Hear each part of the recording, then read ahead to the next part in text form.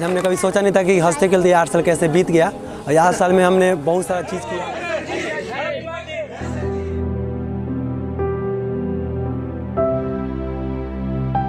भोजन की व्यवस्था करना, इस तरह से जो सरकार योजनाएं चलाती हैं, इस स्वयंसेवी संस्था के हेड के रूप में अपने साथियों के साथ जो काम कर रहे हैं। ये जो युवाओं की टीम है बहुत ही अच्छा काम कर रही है, एक सकारात्मक संदेश प्रसारित कर रही है।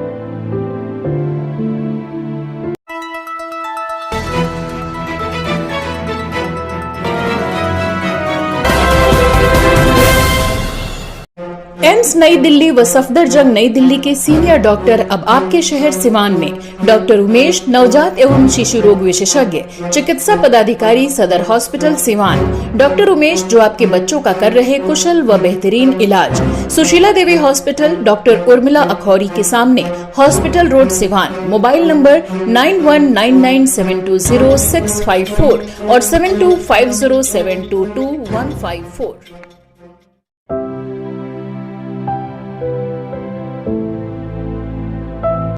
मानव सेवा का दूसरा नाम सोसाइटी हेल्पर ग्रुप टीम, जो लगातार कई वर्षों से समाज हित में समाज की सेवा करते आ रही है।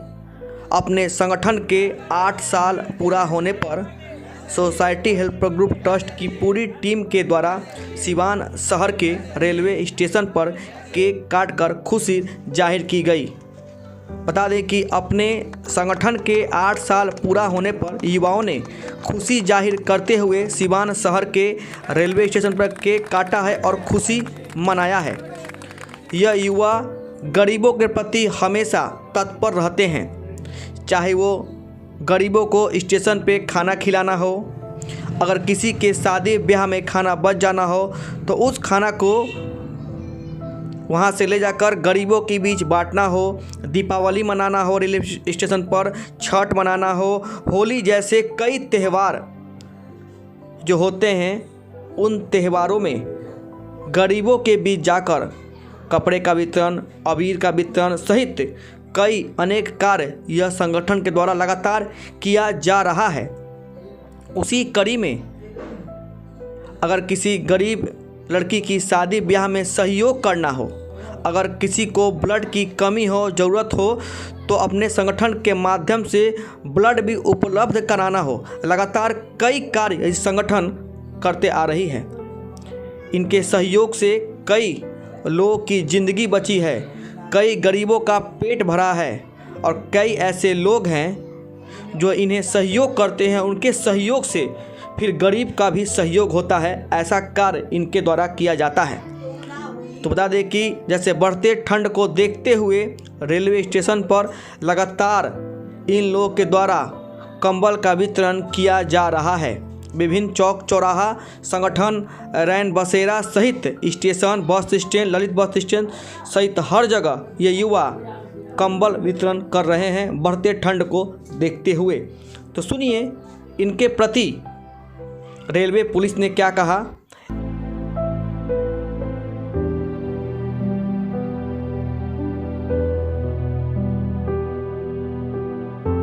स्टेशन पे लोग वर्क ज़्यादा करते हैं, समाज की बात करें, गरीब को कंबल बांटना, खाना खिलाना, भोजन देना, तो क्या कहेंगे सर इनके बारे में?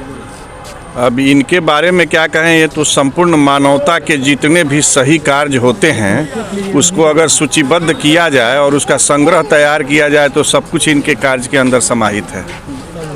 इस संदर्भ में हम यही कहेंगे कि जो भी स्टेशन है इस पर सभी लोग जानते हैं कि हर प्रकार के लोग आते हैं, निर्धन लोग आते हैं, बेसहारा लोग आते हैं, बंजारे लोग भी रहते हैं और इस ठंडी में इनके द्वारा कंबल वितरण किया जा रहा है और समय समय पर इनके द्वारा इस तरह के जन कल्याणकारी कार्य किए जाते रहते हैं ये लोग।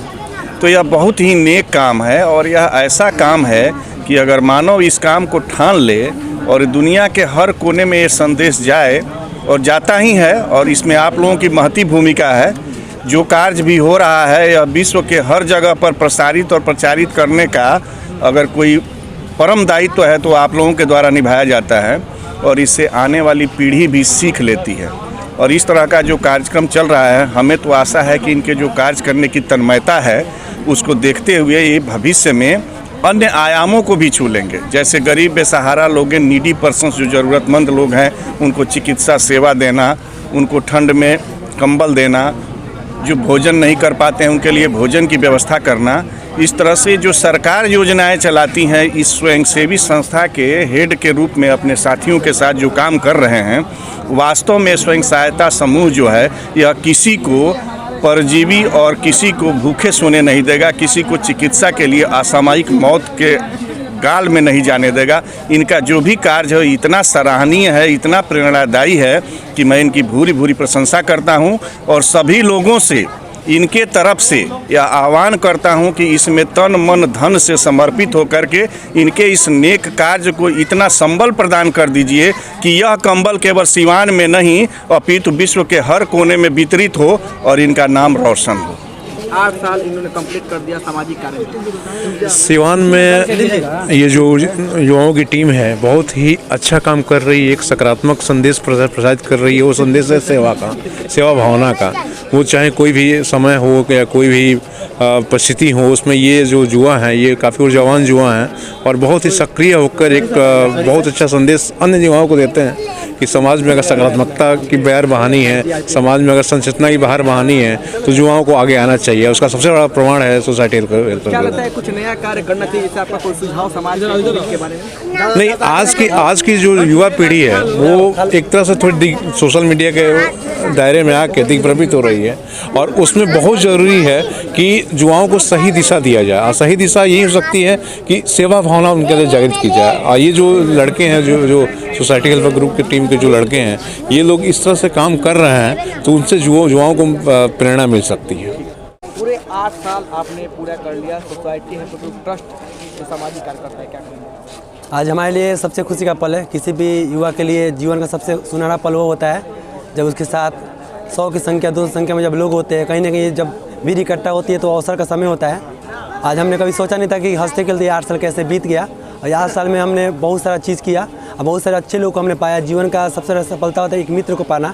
यहाँ पे हमने संस्था के माध्यम से 100-200 से अधिक हमने मित्र को पाया। मित्र नहीं कहे एक भाई को हमने पाया और कदम कदम में मिलकर साथ में समाज के जो भी निचले वर्ग के लोग थे उन तक हम मदद पहुँचाने का काम किए और आगे भी हमारा यही प्रयास रहेगा जितना हम लोग अच्छे काम लोगों को जोड़कर कदम कदम मिलाकर समाज का अच्छा काम। आपका कार्य क्या करता है? हमारा संगठन जो कमज़ोर वर्ग होते हैं, सबसे ज़्यादा मेरा कार्य है कि जो बर्बाद आज हमारे समाज में प्रतिदिन हज़ारों की लाखों की संख्या में भोजन बर्बाद होते हैं, वहीं पे हज़ारों की संख्या में एक तरफ हमारे बहुत सारे ऐसे लोग हैं जो आपको सड़क किनारे सोने को मजबूर होते हैं बिन खाए। उस तरह के लोगों को हम लोग भोजन खिलाने का काम करते हैं। गरीब बच्चों को शिक्षा देने का काम करते हैं। जो परिवार इलाज करने में समर्थ है उनको निःशुल्क इलाज करने का काम करते हैं। लावारिस लातों को अंतिम संस्कार करने का काम करते हैं और समाज से जुड़ी हर उस चीज़ पर हम काम करना चाहते हैं जिससे समाज में एक सकारात्मक चीज़ फैलती है। लोगों को समय समय पर समाज में जागरूकता फैलाने का काम करते हैं कि नशा के प्रति लोगों को जागरूक करते हैं, स्वच्छता के प्रति लोगों को जागरूक करते हैं, पर्यावरण के प्रति लोगों को सचेत करते हैं कि पर्यावरण को बचाना कितना जरूरी है।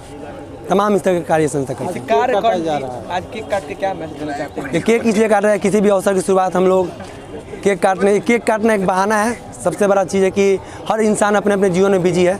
आज खुशी का अवसर है तो हम प्रयास होता है कि एक साथ हम कैसे भी अपने परिवार को एकजुट करें और उस पल को खुशियों के साथ मनाया जा सके। नए साल के उपलक्ष्य में जी, नए साल के उपलक्ष्य में भी हम लोग के ये जब ये साल का जो अंतिम दिन होता है ये केक काटा जा रहा है कि हम लोग जब नया साल आए तो सबके जीवन में सुनहरा लाए। ये 8 साल में सबको आपको कठिन कब लगा? जब ये कार्य कर रहे थे आपको डर सा लगा? पूरे 8 साल में सबसे कठिन अवसर था वो कोरोना काल, जहाँ पे सभी लोग अपने घर से नहीं निकल पा रहे थे। सब लोग डरते थे। अगर किसी घर में किसी परिवार के किसी व्यक्ति को फीवर हो जाता तो वो डरते थे उसको कोरोना हुआ है। उस दौर में हम लोग ने कोरोना पेशेंट के बाद जिसका परिवार उनको नहीं छूता था, हमारी टीम के मेंबर हर एक मेंबर किट पहनकर बिना डरे समय उन तक मदद पहुँचाते थे। एक डर भी लगा था कि हम भी अपने परिवार के पास जा रहे हैं, कहीं मेरे वजह से मेरे परिवार को कुछ हो जाए। आपके परिवार को तो डर लगता होगा, तो फिर परिवार को कैसे आप मैनेज करते थे? परिवार डरते थे लेकिन हमारे परिवार को समझाते थे कि किसी ना किसी को माँ का बेटा बनना पड़ेगा, क्योंकि जब हमारे समाज में परेशानियाँ होती है तो हम कहते हैं कि इस धरती को जब माँ मानते हैं तो इस पूरे धरती पे जो भी प्राणी है उसको परेशानी है तो उसका हम बेटा कहलाएंगे। तो बेटा होने के नाते मेरा फर्ज बनता है कि हर उस माँ के तक पहुँचे, हर उस माँ के परिवार तक पहुँचे जिनको कठिनाई हो रही है, जिनको साथ परेशानियाँ हो रही है, ताकि उन तक पहुँच कर मदद पहुँचाए। असल पिता का बेटा वही हो सकता है जो दूसरे को तकलीफ को समझ सके और दूसरे को तकलीफ में शामिल हो सके।